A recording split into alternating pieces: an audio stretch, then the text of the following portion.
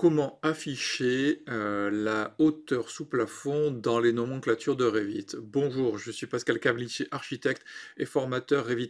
Aujourd'hui, je vais répondre à de nombreuses questions suite donc au tuto que j'ai fait. Donc, vous pouvez voir là, j'ai le tuto numéro 77 où j'explique donc comment faire une étiquette pour afficher la hauteur sous plafond sur les plans de niveau et pas sur les plans de faux plafond. Et donc, vous avez été nombreux et nombreuses à me contacter pour me demander comment afficher la hauteur sous plafond dans une nomenclature de Revit.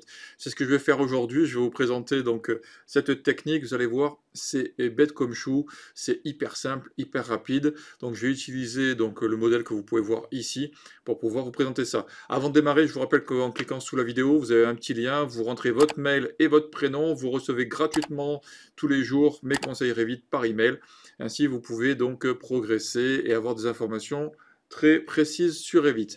Vous pouvez aussi, donc en cliquant sur le lien, vous abonner à la box pour pouvoir récupérer les fichiers que vous pouvez voir et ainsi monter en niveau et en compétence. Allez, c'est parti. Donc pour pouvoir afficher la nomenclature de pièces, donc il vous suffit d'aller dans la nomenclature de pièces, ici, et on va ajouter donc la hauteur sous plafond. Pour pouvoir ajouter la hauteur sous plafond, la toute première chose que vous devez faire, c'est donc d'aller dans l'architecture ici, dans surface ici, vous allez dans calcul des surfaces et vous devez impérativement avoir donc surface et volume. C'est impératif, sinon ça ne fonctionne pas.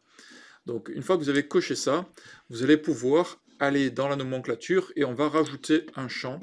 On va rajouter donc le volume. Donc il vous le faut impérativement, ajouter le volume. Ensuite, nous allons faire une valeur calculée. Donc on va faire une valeur calculée qu'on va appeler hauteur sous plafond. Hauteur sous plafond. C'est très simple. Pardon. Et là, on va faire un calcul. Donc ça va être une longueur, forcément, parce que c'est une hauteur. Et nous allons chercher donc le volume qui va être divisé par la surface. On va faire OK. On va faire OK. Et on va faire OK. Et là, automatiquement, vous allez avoir des hauteurs qui vont être affichées. Les hauteurs de 2,44 m sont des hauteurs qui sont par défaut. Donc, dès lors que vous faites une pièce dans Revit, automatiquement, la hauteur est par défaut à 2,44 m.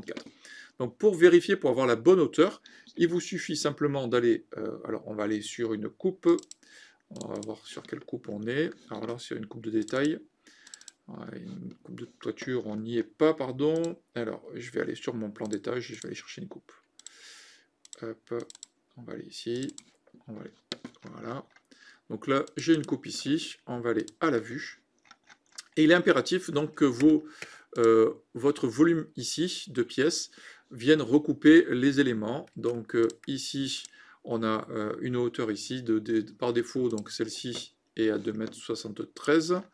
Alors je ne touche pas d'éléments et peut-être que sur cette coupe-là, si je vais ici, là j'ai 2,65 m. Si je prends cette hauteur-là, là on y est bon. Donc, et ici, là on a 5,67 m. Du coup, si je retourne sur ma nomenclature, là 3,07 m, donc là je pense qu'il a pris la totalité. Alors quelle est la surface? Pourquoi j'ai des pièces qui ne sont à 2,44 m? C'est alors hop, niveau 0, j'ai deux pièces qui ne sont pas nommées correctement. Alors qu'est-ce que j'ai? Ah bah ici. Donc j'ai le cellier. Voilà. Et là j'ai mon WC. Donc du coup, je pense que ça vient de là. Alors ces deux pièces-là ne doivent pas avoir de contrainte de hauteur. Il me suffit donc de tracer une coupe. Hop, pour avoir les informations. Si je fais aller à la vue, on va voir VG pour afficher donc mes références de pièces. Donc là, c'est tout simple, hein, c'est pour pouvoir afficher les éléments plutôt que de galérer. Donc là, on va pouvoir augmenter. Hop, pardon. On va voir qu'on a ça. On va recouper les éléments et là, on voit que par défaut, là, on a 2,44 m. Donc si j'augmente ici, je tabule. Voilà, logiquement, maintenant mes pièces doivent avoir la hauteur qui correspond avec les correspondances et on pourrait faire la même chose pour les autres. Donc voilà. Vous avez vu, c'est très simple, très facile à réaliser. Il vous suffit donc d'avoir ces étapes qui sont respectées pour pouvoir afficher dans votre nomenclature les hauteurs sous plafond.